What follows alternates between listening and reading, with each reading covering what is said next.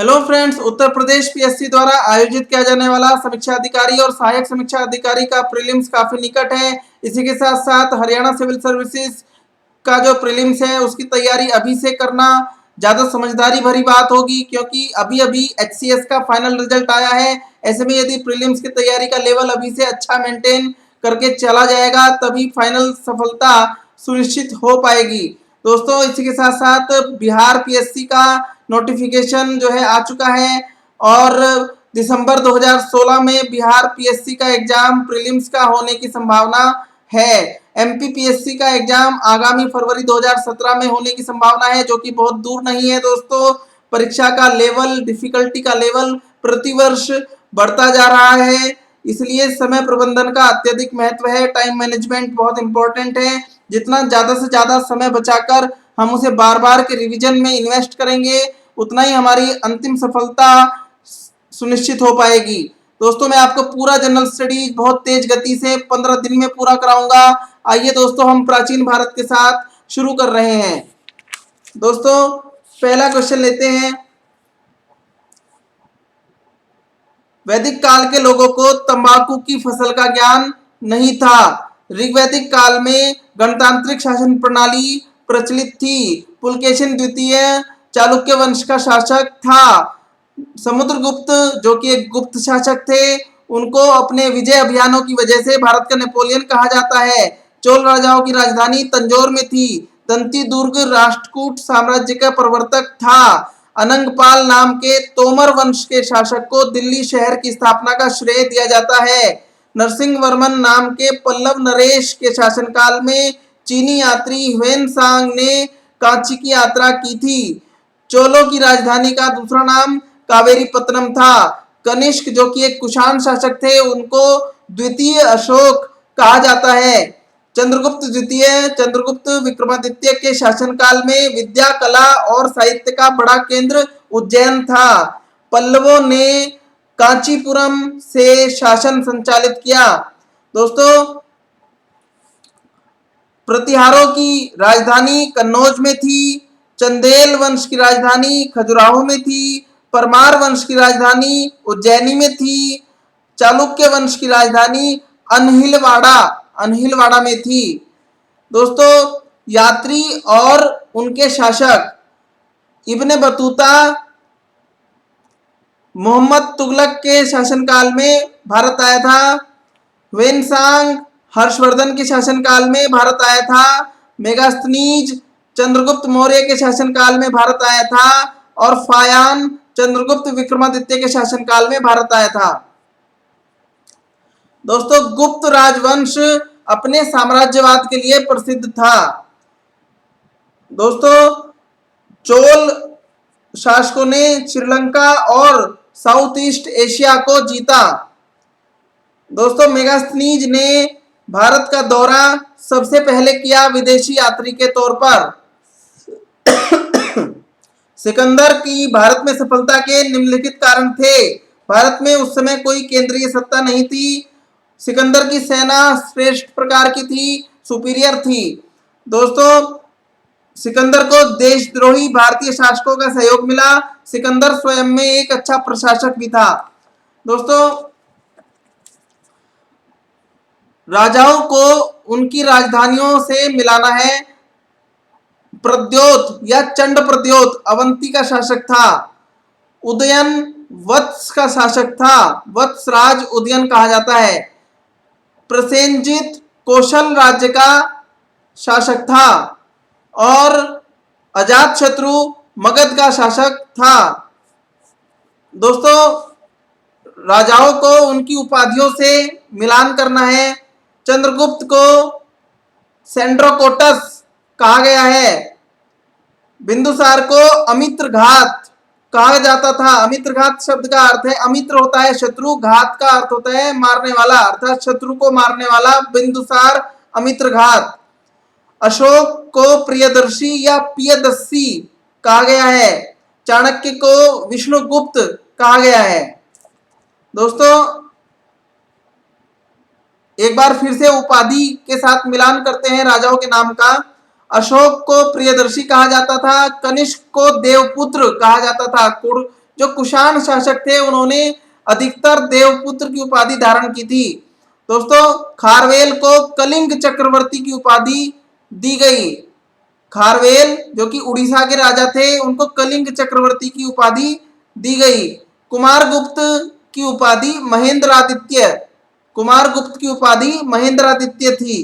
दोस्तों राजधानी के साथ जो राजवंश है उनका मेल करना है।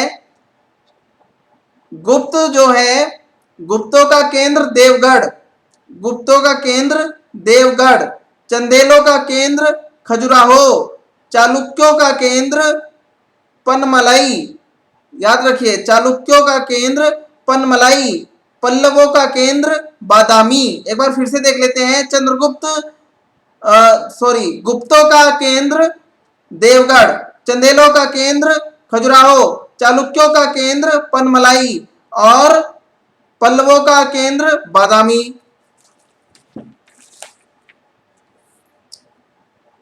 दोस्तों भारतीय नेपोलियन समुद्रगुप्त को कहा जाता है। हर्ष को पुलकेशिन द्वितीय ने हराया। गुप्त काल को भारतीय संस्कृति, भारतीय इतिहास का स्वर्ण युग कहा जाता है। समुद्रगुप्त को सिक्कों पर वीणा वादन करते हुए दिखलाया गया है। चंद्रगुप्त द्वितीय ने विक्रमादित्य की उपाधि धारण की थी। संस्कृत का विद्वान और संस्कृत का लेखक अंतिम बौद्ध शासक हर्षवर्धन था। दोस्तों होयसल राज्य आजकल के कर्नाटक की सीमाओं के अंतर्गत था और होयसल राज्य की राजधानी का नाम द्वार समुद्र था। कनिष्क जो कि कुषाण शासक थे उन्होंने बौद्ध धर्म अपनाया। दोस्तों बिंदुसार ने विद्रोहियों को कुचलने के लिए अशोक को तक्षशिला भेजा। मौर्य साम्राज्य का संस्थापक चंद्रगुप्त मौर्य था। कौटिल्य तक्षशिला का ब्राह्मण था। नरसिंह वर्मन प्रथम, नरसिंह वर्मन फर्स्ट नाम के पल्लव शासक के समय में ह्वेनसांग ने कांची नगर की यात्रा की थी, कांची शहर की यात्रा की थी ह्वेनसांग ने नरसिंह वर्मन प्रथम के शासनकाल में। नरसिंह वर्मन प्रथम जो थे वो पल्लव शासक थे। दोस्तों श्रीलंका के मेघवर्मन ने समुद्रगुप्त से बोध गया में बौद्ध विहार बनाने की अनुमति मांगी थी और समुद्रगुप्त ने बोध गया में बौद्ध विहार बनाने की अनुमति श्रीलंका के मेघवर्मन को दे दी। दोस्तों 7वीं शताब्दी में कश्मीर में दुर्लभ वर्धन ने कारकोट वंश की स्थापना की थी। ललितादित्य मुक्तापीड़ कश्मीर का शासक था। दोस्तों कुषाण राजवंश के शासक देवपुत्र की उपाधि धारण करते थे। लैंड के सिक्कों का प्रचलन चंद्रगुप्त द्वितीय ने कराया जो कि गुप्त शासक थे। धर्मपाल नाम के पाल वंश के शासक ने उत्तरापत स्वामी की उपाधि धारण की।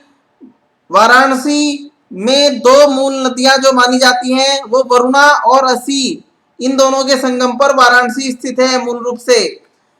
हर्ष के दरबार में ह्वेनसांग ताइसुंग नाम के चीनी शासक के प्रतिनिधि बनकर आए, अर्थात चीन के राजा ताइसुंग ने ह्वेनसांग को अपना दूत बना करके हर्ष के दरबार में भेजा। दोस्तों है से हर्ष, हा से ह्वेनसांग, H4 हर्षा, H4 ह्वेनसांग। सो इस प्रकार आप याद कर सकते हैं कि ह्वेनसांग हर्षवर्धन के दरबार में आए थे। दोस्तों भारत के सम्राट कनिष्क जो कि कुषाण शासक थे उन्होंने चीन की सेना को परास्त किया था, चीन की सेना को हराया था। कनिष्क की राजधानी आधुनिक पेशावर पुरुषपुर में थी। तो दोस्तों चोल काल में ब्राह्मणों को दी गई टैक्स फ्री भूमि को चतुर्वेदी मंगलम कहा जाता था। बंगाल का पाल वंश कन्नौज के त्रिकोणात्मक संघर्ष, ट्राइपार्टाइट संघर्ष में भागीदार था। दोस्तों मिस्र के राजा टालमी फिलाडेल्फस द्वितीय ने डायनोसियस को अपना राजदूत बनाकर, अपना दूत बनाकर मौर्य दरबार में भेजा था। अशोक का पुत्र कुणाल शासक बनने से पहले तक्षशिला का गवर्नर था। मिस्र नरेश टॉलमी ने लाल सागर के तट पर बर्नीस नाम का बंदरगाह स्थापित किया। कियू सीयू कियो की KIU TSIU KIO कियू सीयू कियो इस नाम से कुजुल कैडेफिशियस को पुकारा जाता है। कुजुल कैडेफिशियस का शासन 30 ईस्वी से लेकर 80 ईस्वी तक था। 30 AD से लेकर 80 एडी तक था। पुष्यमित्र शुंग ने शुंग वंश की स्थापना की थी। मौर्यों के बाद दक्षिण भारत में सबसे प्रभावशाली राज्य सातवाहन साम्राज्य था। मौर्यों के बाद सबसे प्रभावशाली। चोल राजवंश के शासक अपने शासनकाल में ही अपने उत्तराधिकारी को नियुक्त कर देते थे। दक्षिण भारत का प्रसिद्ध तक्कोलम का युद्ध चोलों और राष्ट्रकूटों के बीच में हुआ था। दक्षिण भारत का तक्कोलम का युद्ध। सैन वंश की स्थापना सामंत सैन ने की थी। अरब यात्री सुलेमान मिहिर भोज के शासनकाल में भारत आया। सम्राट हर्षवर्धन ने 2 महान धार्मिक सम्मेलनों की आयोजना कन्नौज और प्रयाग में की थी। भोपाल की स्थापना राजपूत शासक राजा भोज ने की थी। सम्राट अशोक की पत्नी कारुवाकी ने उसे सबसे अधिक प्रभावित किया था। दोस्तों, ब्राह्मणों को भूमिदान देने वाला सबसे पहला वंश सातवाहन वंश था। गुप्त वंश का पहला शासक श्री गुप्त को माना जाता है। हर्ष की राजधानी कन्नौज में थी। प्राचीन अवंती की राजधानी उज्जैन में थी। गुप्त शासकों द्वारा जारी किए गए चांदी के सिक्के को रूपक कहा गया। रूपक। फायान चंद्रगुप्त द्वितीय या चंद्रगुप्त विक्रमादित्य नाम के गुप्त शासक के काल में भारत आया। चीनी यात्री शुंग युन 518 ईस्वी में भारत आया। ह्वेनसांग हर्षवर्धन के शासनकाल में भारत आया और इत्सिंग 7th सेंचुरी में 7वीं शताब्दी में भारत आया। बिंबिसार के दरबार में प्रसिद्ध वैद्य जीवक विद्यमान था। बुद्ध शाक्य वंश से संबंधित थे। सिकंदर ने भारत पर 326 ईसा पूर्व में आक्रमण किया। बिंदुसार का संबंध मौर्य राजवंश से था। चंद्रगुप्त द्वितीय या चंद्रगुप्त द्वितीय की 2 राजधानियां थी, तो इसकी चंद्रगुप्त द्वितीय की सेकंड राजधानी उज्जैन में थी। पल्लवों की राजधानी कांची में थी। मौर्य साम्राज्य में रूप दर्शक नाम का अधिकारी मुद्राओं के परीक्षण के लिए उत्तरदायी था। चंद्रगुप्त मौर्य ने मृत्यु से पहले जैन धर्म अपना लिया था और वो श्रवण बेलगोला में चले गए थे। चंद्रगुप्त मौर्य के जो गुरु थे, जो उनको वहां ले गए थे, उनका नाम था भद्रबाहु। दोस्तों, पाटलिपुत्र की स्थापना उदयन ने की थी। अंतिम मौर्य सम्राट वृहद्रथ था, जिसकी दरबार में हत्या कर दी गई थी। दोस्तों, होयसल की राजधानी द्वार समुद्र थी। कनिष्क की राजधानी मौजूदा पेशावर पुरुषपुर में थी। गोपाल पाल वंश का संस्थापक था। विजयनगर का नया नाम हम्पी है। मगध का शासक अजातशत्रु राज सिंहासन पर बैठने के लिए अजातशत्रु ने अपने पिता मगध के राजा बिंबिसार की हत्या की थी और स्वयं अजातशत्रु अपने पुत्र उदयन के हाथों मारा गया। दोस्तों, समुद्रगुप्त को सिक्कों पर वीणा वादन करते हुए दिखलाया गया है। ऋग्वैदिक काल में व्यापारियों को पणी कहा जाता था। मौर्यकालीन मुख्य बंदरगाह पश्चिमी तट पर भड़ोच और पूर्वी तट पर ताम्रलिप्ति थे। दोस्तों, इंपॉर्टेंट है, याद रखिए। किसके शासनकाल में नेपाल में बौद्ध धर्म का आगमन हुआ? तो अशोक के शासनकाल में नेपाल में बौद्ध धर्म का आगमन हुआ। दोस्तों, स्कंदगुप्त नाम के गुप्त शासक ने हूणों को भारत में घुसने से रोका। दोस्तों, कुंडल वन में बौद्धों की चौथी संगति हुई थी। ये संगति, चौथी संगति जो थी, ये 1ली शताब्दी में हुई थी। वसुमित्र अश्वघोष इसके अध्यक्ष थे और कनिष्क वहां के राजा थे। पहली बौद्ध संगति 483 ईसा पूर्व में राजगृह में हुई थी, अजातशत्रु के शासनकाल में, और इसकी अध्यक्षता महाकश्यप ने की थी। दूसरी बौद्ध संगति 383 बिफोर क्राइस्ट में वैशाली में हुई थी। कालाशोक नाम के राजा के शासनकाल में हुई थी और अध्यक्षता सभ्यकामी ने की थी। तीसरी बौद्ध संगति 255 ईसा पूर्व में पाटलिपुत्र में अशोक के शासनकाल में हुई थी। मोगली पुत्र तिस ने इसकी अध्यक्षता की थी। सिकंदर और अलेक्जेंडर दोनों एक ही व्यक्ति के 2 नाम हैं। भारत में अलेक्जेंडर को सिकंदर कहा जाता है। दोस्तों, अलेक्जेंडर और पोरस की सेनाओं ने झेलम नदी के आमने सामने वाले तटों पर पड़ाव डाला था। दोस्तों, उस समय झेलम को वितस्ता कहते थे। वितस्ता झेलम का पुराना नाम है। पोरस भारतीय राजा थे और सिकंदर या अलेक्जेंडर यूनानी राजा थे। यूनानी सेनापति सेल्यूकस ने मेगास्थनीज को अपना राजदूत बनाकर चंद्रगुप्त मौर्य के दरबार में भेजा। सुदर्शन झील का निर्माण चंद्रगुप्त मौर्य ने कराया।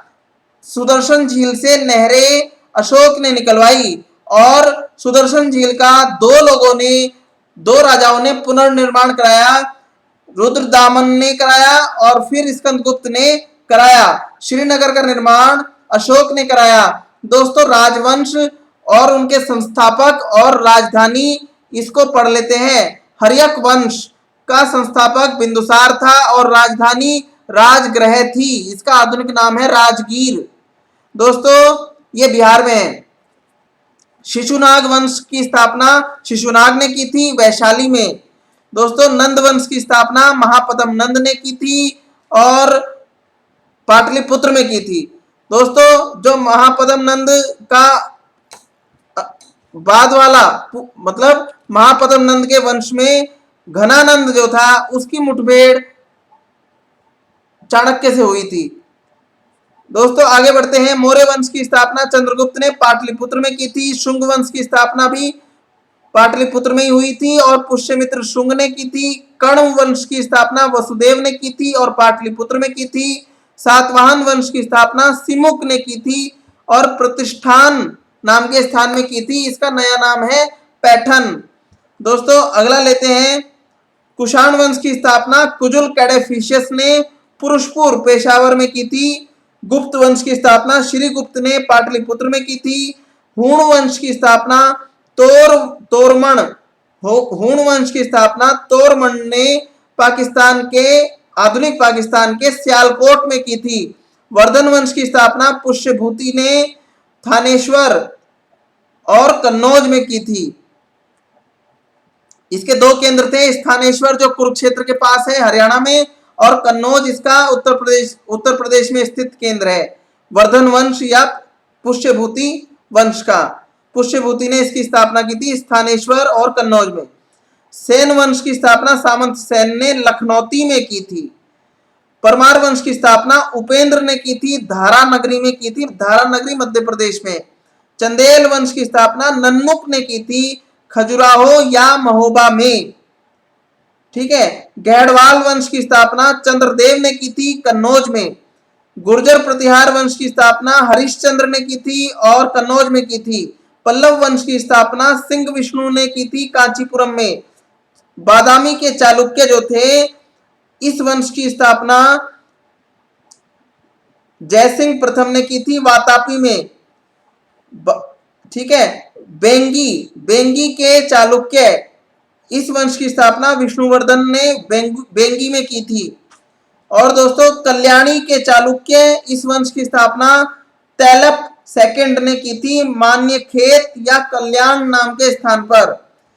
फिर दोस्तों, अगला लेते हैं। राष्ट्रकूट वंश की स्थापना दंती दुर्ग ने मान्यखेत नाम के स्थान पर की थी। तो दोस्तों, अपना हम ये डिस्कशन यहीं पर खत्म करते हैं।